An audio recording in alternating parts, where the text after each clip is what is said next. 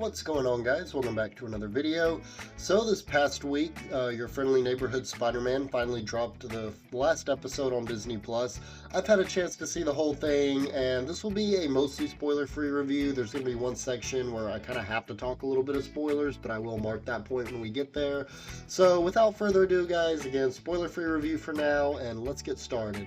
And I just want to say right off the bat, this is a very fun, energetic, fresh adaptation of the wall crawler. I mean, this guy's been around for probably 60 plus years now, so obviously there's been so many adaptations. We've got multiple movies, multiple shows, multiple animated shows, of course, video games, comics, all this stuff, all variations. And I feel like with this show in particular, they really did find a way to just make it fresh, creative, unique, most importantly fun, while still retaining the essence of really what makes Spider-Man Spider-Man, which I'm going to get into here in a little bit. But Hudson Thames, who's voiced Spider-Man, I know he voiced him in What If, the Zombies episode, and I think a lot of the other ones as well that, that kind of dealt with Spider-Man. And I want to say he's voiced him in something else. I might be tripping on that, but I know he voiced him in What If, and he just does an absolutely fantastic job here. Again, Spider-Man in general is just such a fun and lively character, and I feel like Hudson Thames really brings that to life in his performance. Honestly, after this show, I'm willing to give him the benefit of the doubt and say this is already going to be one of the best voice actors for Spider-Man in animation, period. Like, I really do think he's up there with some of the best of the best. Going off of that, there's such a great lineup of characters as well. You have Nico, who's Peter's best friend, and I don't know a lot about her in the comics, but I want to say she's like basically one of the runaways or something like that. She she just really has such great chemistry with Peter. There's a little bit of a will they, won't they tension to the relationship, but at the same time, at least for now, I really appreciate that they didn't try to force her to be Peter's love interest, because that would have felt just a little bit cliche. So I am glad that for now, at least, they're kind of both considered, like close friends. And again, I just really like to see platonic friendships of the opposite sex. I just feel like the whole trope of, oh, there's a girl that a guy's is friends with in a show or movie, they gotta be in a relationship. I just feel like it's a trope that is so overused that it is very refreshing to have two central characters, one male, one female, and they just be really good friends. And then of course you also got Harry Osborn, who again is a lot of fun. Again, very, in a way, different take, while still being very similar to the Harry Osborn that we've seen in other medium like films, comics, and such. And lastly, I want to talk about Lonnie. I think he's overall a really great character with a really tragic backstory as well that we really see play out in this film. And I don't want to give away any spoilers for people that don't know who Lonnie ends up becoming in the comics, but for those of us who do, it just makes it all the more tragic, all the more like, don't go down this path. It's just one of those characters that you really hate to see go down the path that you see him go down through this show.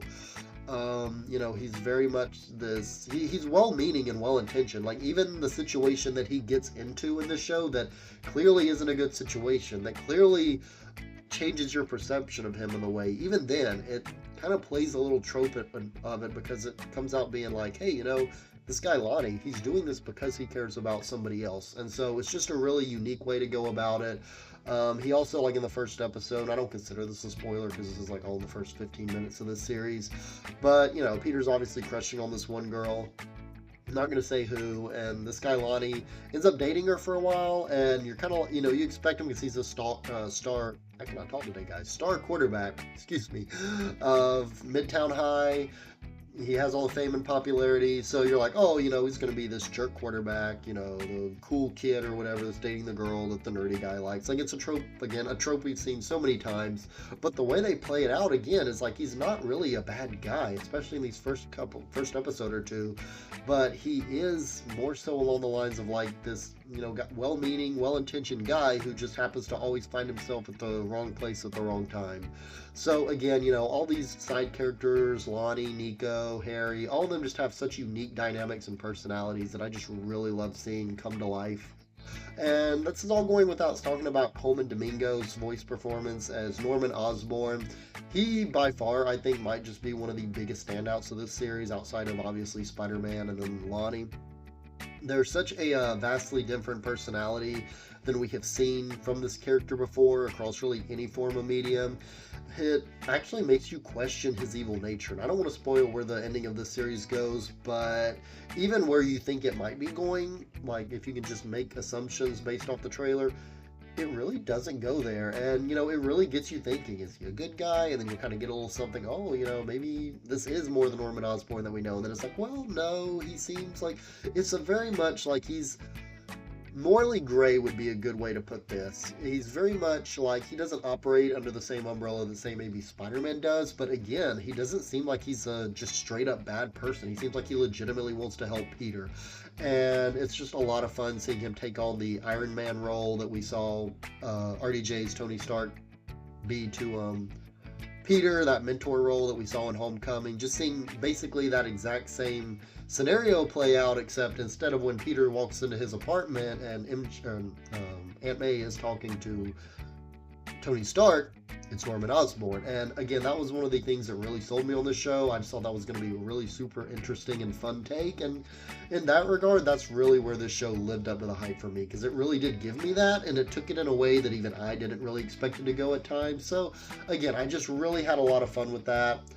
The first half of this series, I did hear some early reviews say it takes a little while for the show to get going.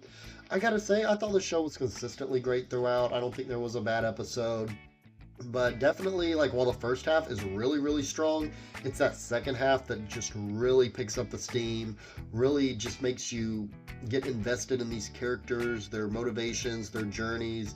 Even Spider-Man goes through a really great arc in this show. There's a villain who, again, I don't think he was shown in any of the promo material, so I'm not going to give away who it is, but if you were to find out, it's not a super big spoiler. Just, trying my best to kind of keep any potential spoilers at bay. But the villain in this, he really just serves as kind of a metaphor for everything going on in Spider-Man's life. And it's just everything comes together in this show really, really well. Excuse me, guys. I'm getting over a cold if you couldn't tell, so bear with me. But yeah, moving on, there's just so many Easter eggs and homages to the classic 60s Spider-Man comics. And as a point of reference, I grew up with those original 24, well, there were more than 24, but the first 24, I guess, Spider-Man comics from the 60s, the OGs. I actually got the paperback versions. I could prove it to you if you wanted me to. But yeah, the animation style, the way that the environment looks, the character designs of a lot of these people look, it really is such a callback to that classic 60s run of Spider-Man comics. Just, the animation style, I know a lot of people seem to really not like it, but again, for me, someone that grew up reading those comics, while yes, it did take a little time to get used to, and no, it's nowhere near as good as, say, X-Men 97's animation, definitely nowhere near the level of Spider-Verse's animation, which if you thought it was going to be Spider-Verse level animation on a TV level budget, you're kind of insane, I'm just saying.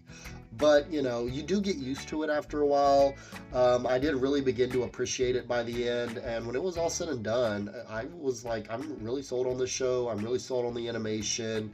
Yeah, it just, everything to me just really gave me what I wanted out of this show. If there's anything there's nothing I really have negative to say about this show, but I will say that there are some storylines, as well as kind of how they describe Peter's origin, that I could definitely see some people being divided on. In fact, a lot of comments that I've read, a lot of other reviews that I've watched, have kind of been more on the negative side about this. But it didn't bother me as much, because I know a lot of you, I don't know how many of y'all probably knew this or not, but this isn't technically a prequel to Homecoming anymore. That's originally what it was pitched as. I forgot what the show, I think it was called Spider-Man Freshman Year, when they announced this back in 21 or something like that. So it's been a hot minute. But they ended up reworking it, changing it, because the writers didn't want to play in that field of, it has to be, we have to live by MCU continuity. They just kind of wanted to have fun with it. So really taking this into effect, as this is just a basically extended spin-off of What If or something. It's very similar in a lot of ways to the main 616 MCU. I mean, there's talks about the Sokovia Accords going on during this time that we know from Captain America Civil War, Iron Man, a few other references in there. Obviously, you've seen Charlie Cox's Daredevil in a lot of the trailers and stuff, so yes, he's in there. Not a lot, but the cameo he does make it in is really fun. But, they just, at the end of the day, I feel like they found a really perfect balance between the familiar Spider-Man, the nerdy kid just trying to make it by in high school, while also kind of changing what we know about certain events and characters and things, just to kind of keep it familiar. Like, well, they're obviously keeping it familiar, but just to make it stand out. And I think that's something that really works so well with this show, is just, that perfect balance. That's the biggest compliment I can say to this show, is you changed it up just enough, kind of mixed the formula, kind of remix the formula, so to speak, and you made something that I think old-time Spider-Man fans will really love, and newcomers to Spider-Man, like kids and all, they're going to really enjoy it.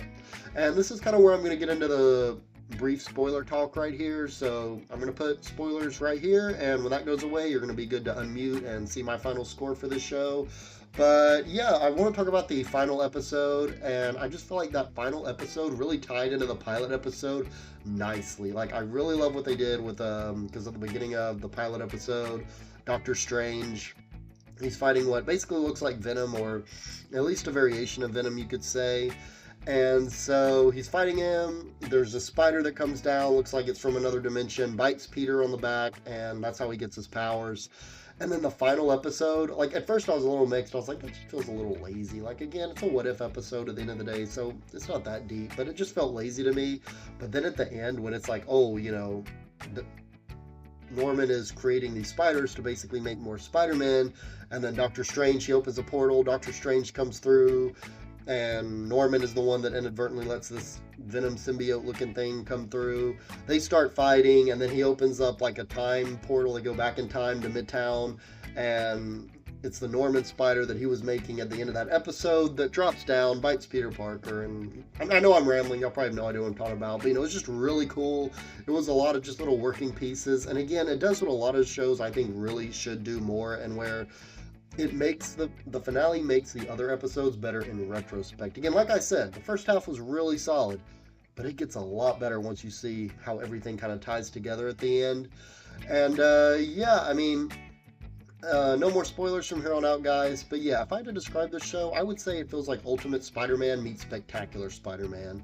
So, Ultimate Spider-Man was kind of more what I grew up with, just the age range. I actually didn't grow up watching Spectacular Spider-Man. I watched it like a few years ago when it hit Disney Plus.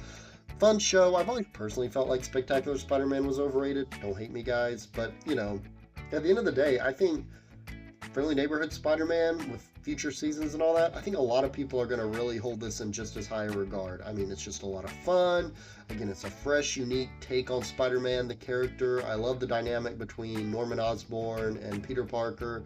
So yeah, at the end of the day, guys, I'm going to go and I'm going to give this a 8.5 out of 10. Such an improvement on What If Season 3. Not quite as good as X-Men 97, but by far definitely one of Disney Plus's better series in terms of Marvel, animation or otherwise, and I can't wait to see what they do with Season 2.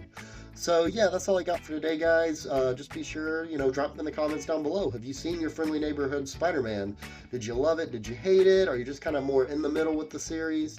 Whatever it is, be sure to drop it in the comments down below, and as always, be sure to like, comment, subscribe, and share, and I will catch you all later. Thank you so much for taking the time out of your day to watch this video. If you liked what you see here and you want to see more, please feel free to like, subscribe, share, and check out my other videos in the link in the description down below, and I will see you all later.